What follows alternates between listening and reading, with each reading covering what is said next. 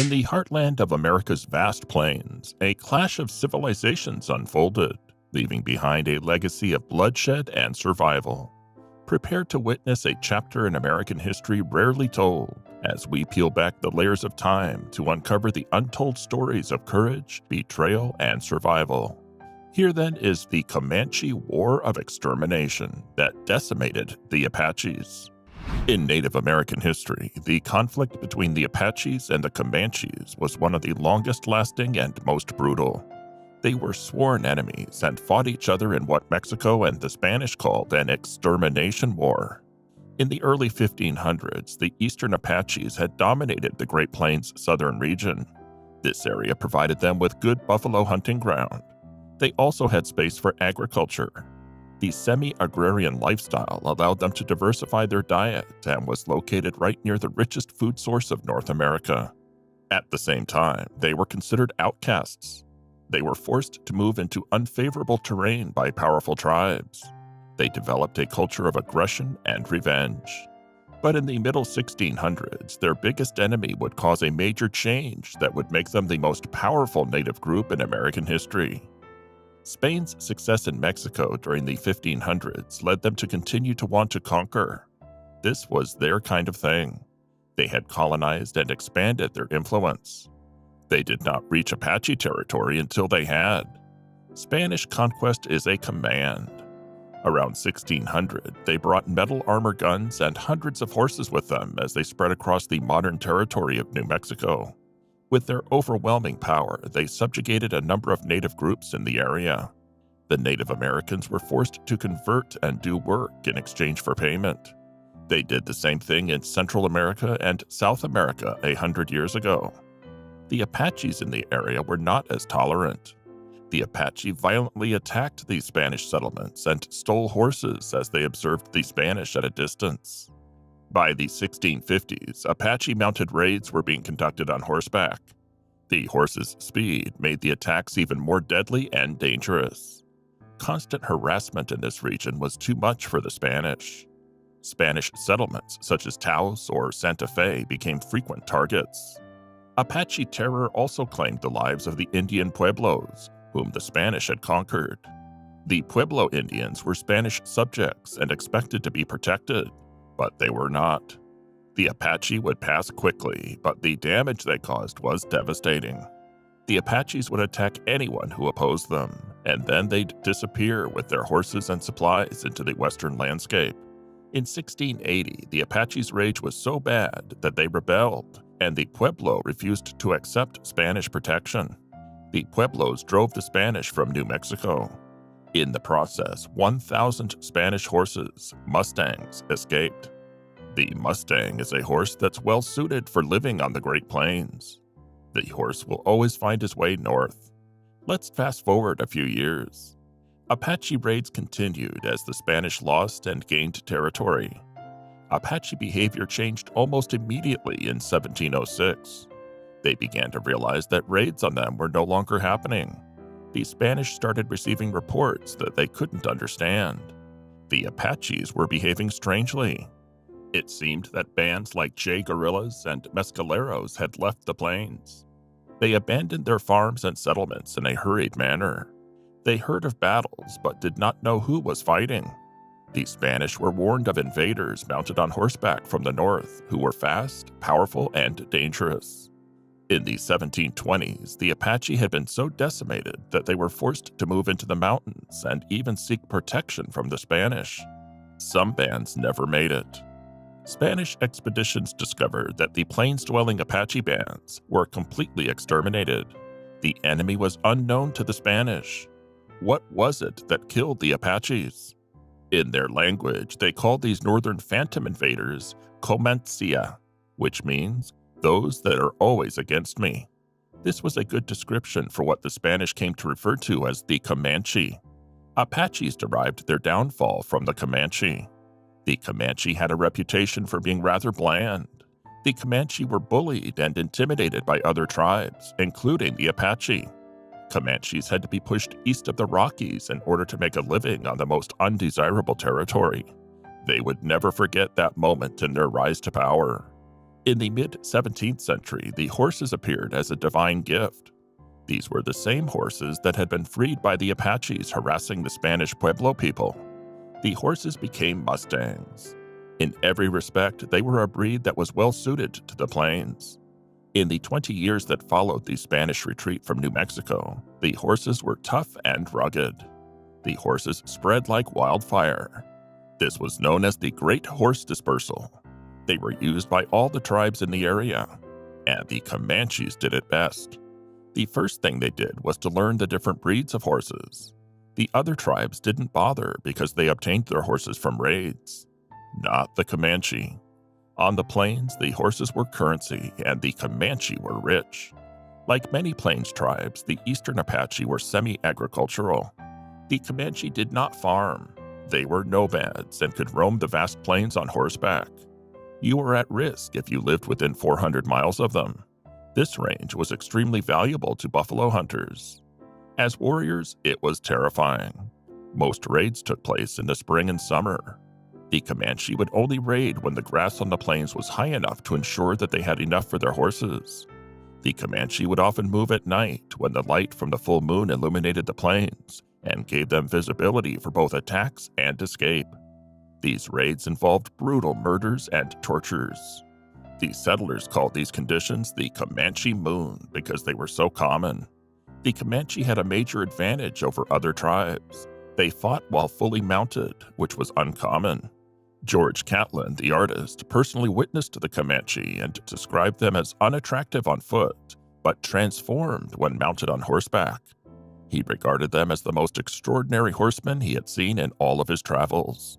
The Comanche mastered the skill of shooting arrows accurately while riding, whether at enemies or at buffaloes.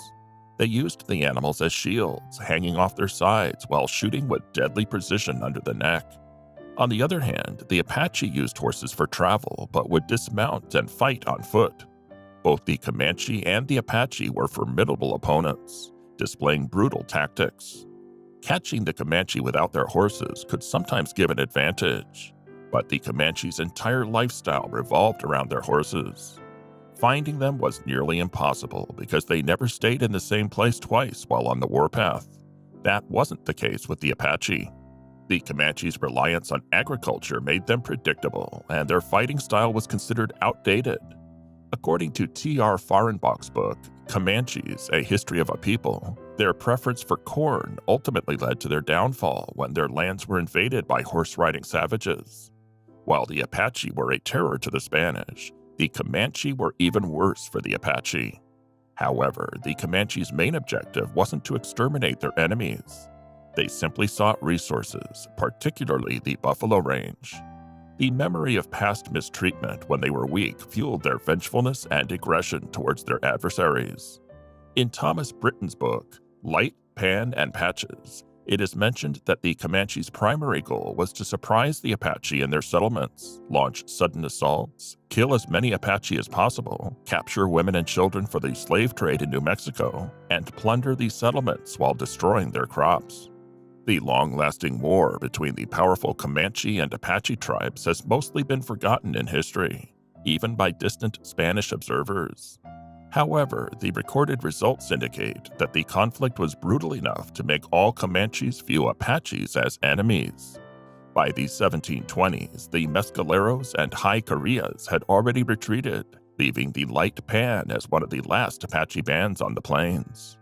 In 1723, a significant event known as El Gran Sierra del Ferrero took place, involving a massive Comanche attack on the Light Pan that lasted several days.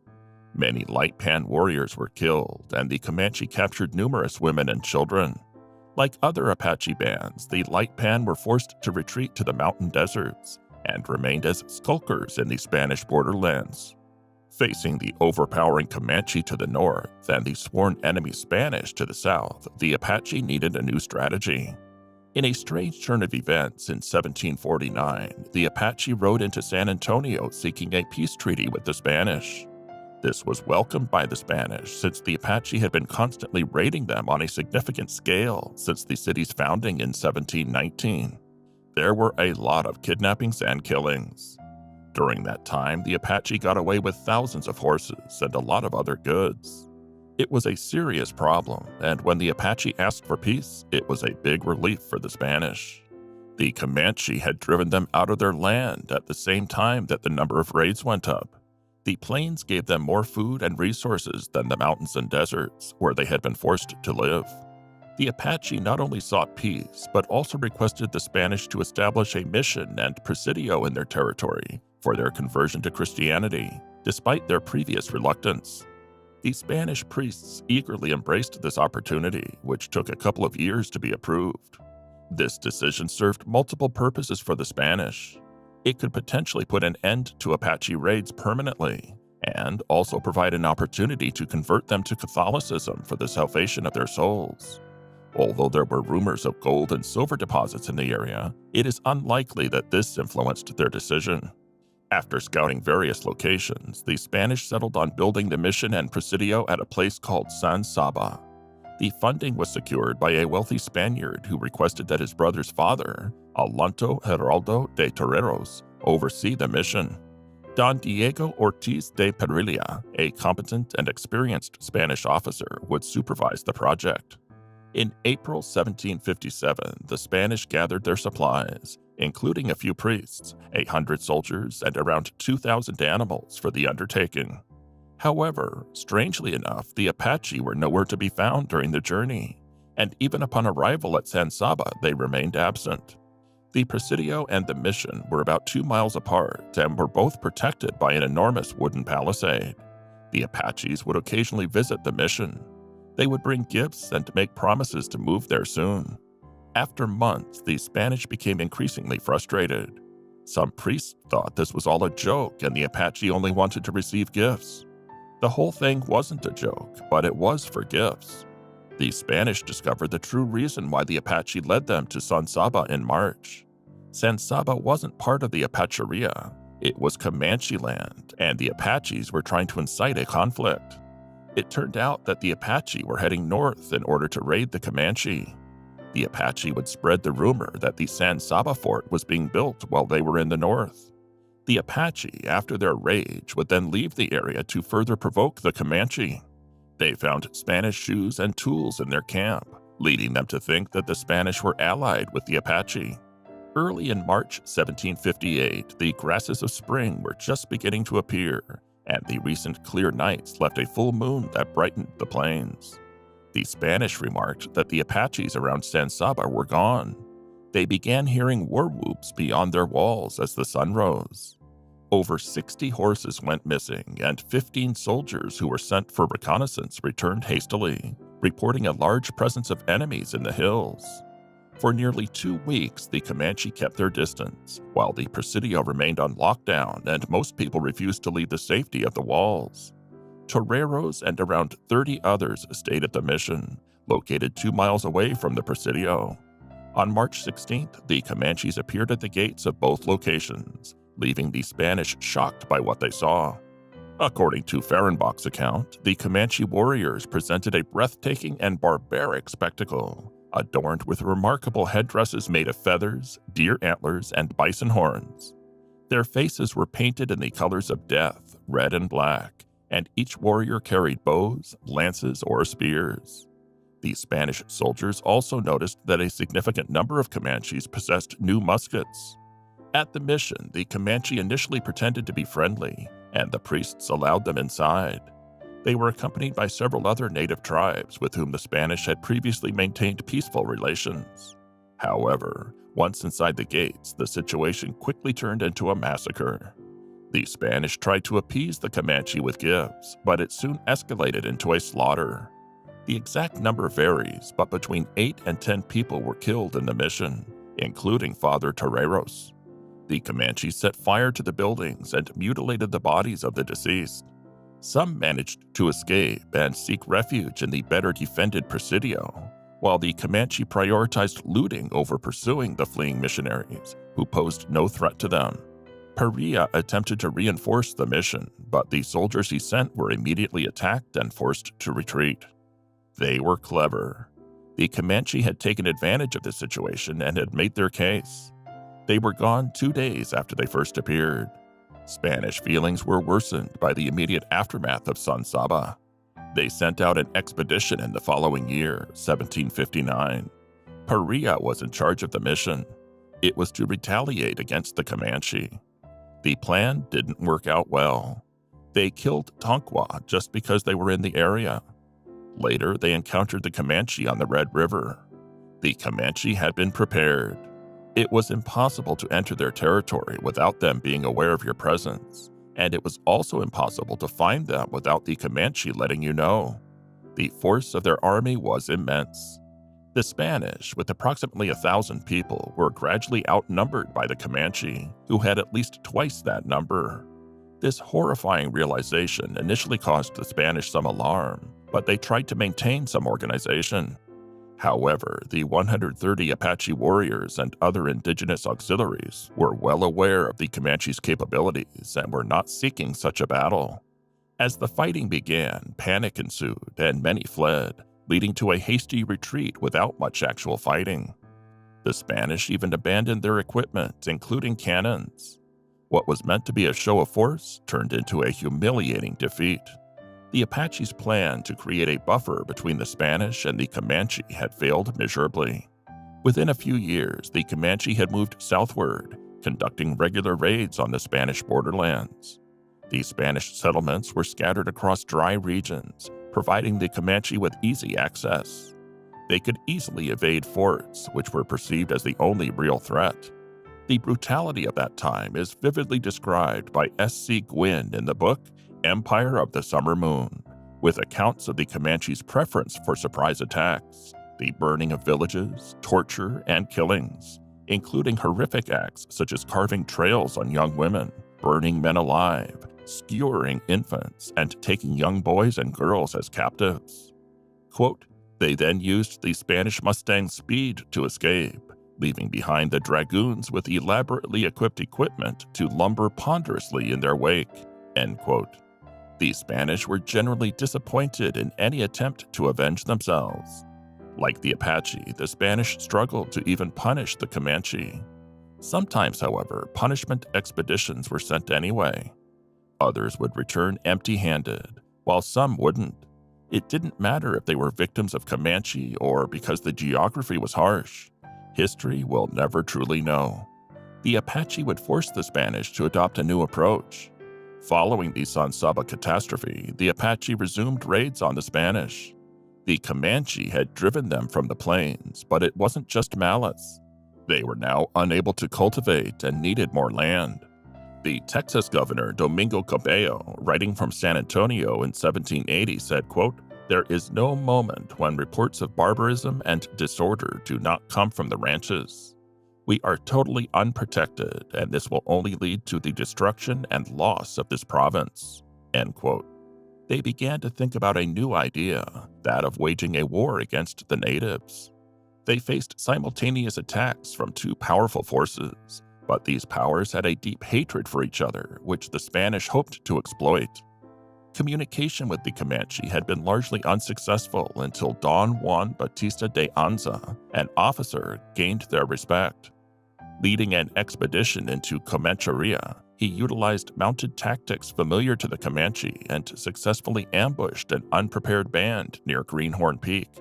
This unexpected victory revealed the Comanche's hubris, as they had underestimated the Spanish's fighting ability until then. Ariza continued his attacks in the following years, releasing captured individuals with a message offering peace and trade whenever the Comanche desired it.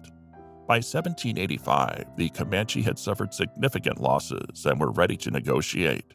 Representatives from several bands attended a meeting in Taos, where Anza achieved a remarkable feat, persuading them to let one person speak on their behalf. At the conclusion of the meeting, 3 agreements were reached. First, the Comanche would cease attacking the Spanish. Second, trade would open between the Spanish and the Comanche. And third, the Comanche would assist the Spanish in eradicating the Apache, their oldest regional enemy. This was a tremendous triumph for the Spanish, as hostilities against the Comanche ceased, and their long-standing adversary would be systematically hunted down and destroyed, a proposition the Comanche willingly accepted. In January 1790, Spanish General Juan de Ugalde led a formidable force of Spanish-Comanche warriors against the Lipan Apache in the Wichita Mountains. The Apache warriors were trapped in a canyon west of San Antonio and suffered a devastating defeat. Following their defeat, the Lipan Apache were left with fewer than 1,000 warriors in total. Like other Apache bands, they abandoned whatever remaining land they had on the outskirts of Comancheria and retreated completely into the mountains, never to return to the plains. As the most powerful tribe in North America, the Comanche solidified their dominance over the plains, and the Spanish no longer considered the Apache a significant threat to their settlements. Peace between the Spanish and Comanche endured for several decades. However, the Apache, resilient and adaptable, found success in the rugged mountain environment where the advantage of horses was diminished.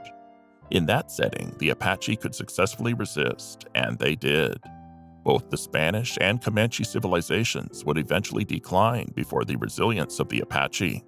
The War of Extermination serves as a stark reminder of the harsh realities faced by these indigenous peoples. We've unveiled the complexities of this long-forgotten chapter, shedding light on the struggles, strategies, and sacrifices endured by both sides. All right, that's it for today. Thanks for watching. See you in the next video.